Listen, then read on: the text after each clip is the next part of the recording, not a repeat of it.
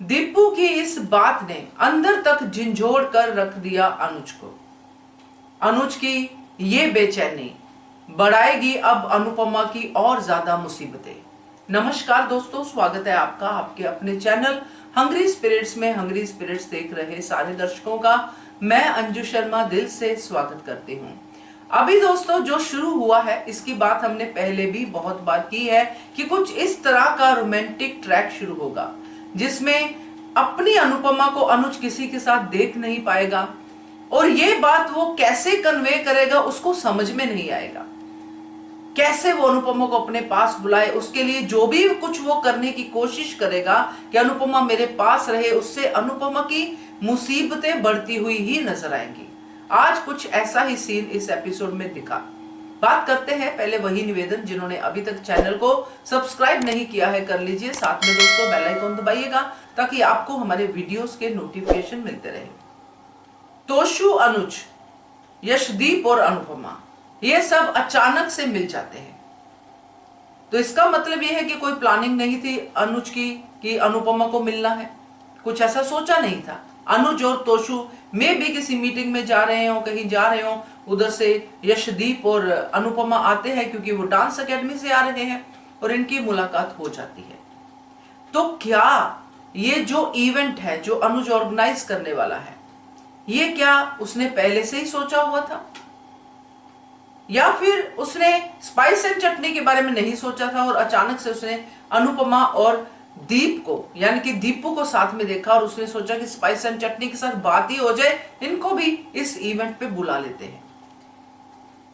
ये खैर एक ऐसी बैक स्टोरी है जिसके बारे में जानना ना जानना इतना जरूरी नहीं है। जरूरी ये है कि ये सब लोग एक ही टेबल के इर्द गिर्द बैठे थे और उस टेबल पे बुलाने वाला था अनुज, क्योंकि अनुपमा और यशदीप तो जा रहे थे मगर अनुज ने रोका और कहा मुझे बात करनी है।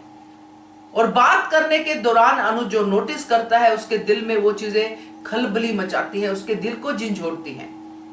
ये सब तो देखा हमने, मगर जाते समय जो दीपू ने कह दिया कि मैं अनुपमा को गिरने नहीं दूंगा, अनुपमा जी के साथ अब मैं हूं, ये बात कोई छोटी बात नहीं थी दोस्तों। इस टेबल में जो 4 इंसान बैठे थे उनमें से एक अनुपमा थी और 3 लोग थे, एक बेटा, एक प्रेमी और एक दोस्त, क्योंकि अब अनुज हस्बैंड तो है नहीं, प्रेमी ही कह सकती हूं। 3 लोग बैठे थे। बेटा तो अपना राग अलाप रहा है, अनुज अनुपमा को ही नोटिस कर रहा है कि अनुपमा ऐसा क्यों हो रहा है हमारे साथ वगैरह वगैरह, वो इस उसमें जा रहा है मगर दिल कुछ और कह रहा है, जुबान कुछ और कह रही है, जो अनुज के साथ हमेशा होता है। दीपू अपनी जगह पे उसका स्टैंड क्लियर है, अनुपमा जी को मुझे हेल्प करना है तो करना है, मेरी दोस्त है, इसको मैं कभी अकेला नहीं छोड़ूंगा। जिनका स्टैंड क्लियर नहीं है वो है तोशु और अनुज। अब यहां पे दीपू अपनी बात कह के आगे बढ़ गया, अनुपमा ने अपना पूरा पक्ष रख दिया सामने, जिससे क्लियर था कि प्रोफेशनल लाइफ अलग और पर्सनल लाइफ अलग। मगर अनुज की पर्सनल लाइफ तो प्रोफेशनल लाइफ सब अनुपमा ही बन गई है। अनुज अनुपमा के लिए अब और मुसीबतें बढ़ाने वाला है दोस्तों। कारण यह है कि अनुपमा ने तो अपनी तरफ से क्लियर चिट बता दी, क्लियर कर दिया अनुज को कि भाई तुम अपनी श्रुति, अपनी आद्या के साथ, अपनी बेटी के साथ तुम तीनों खुश रहो, अपना जीवन जियो, तुमने जो कमिटमेंट्स की है उनको पूरा करो। मगर अनुज ना तो आद्या को छोड़ पा रहा है, आद्या अनुपमा को चाहती नहीं है और अनुज अनुपमा को जाने नहीं दे रहा। तो क्या अनुपमा को अपना जीवन जीने का अधिकार नहीं है? क्या अनुज नहीं चाहता कि मेरी अनुपमा चाहे मुझसे दूर रहे पर खुश रहे? अनुपमा अपनी खुशियां ढूंढ लेती है। अनुपमा ने अपनी खुशी ढूंढ ली, उसने डांस एकेडमी ज्वाइन कर ली, डांस सिखाना शुरू कर दिया, एक ऐसे रेस्टोरेंट में काम कर रही है जिसने उसको इतना सहारा दिया।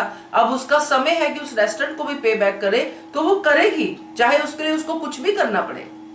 वो डबल मेहनत करेगी, ट्रिपल मेहनत करेगी और अनुपम मेहनती है, ये हम जानते हैं।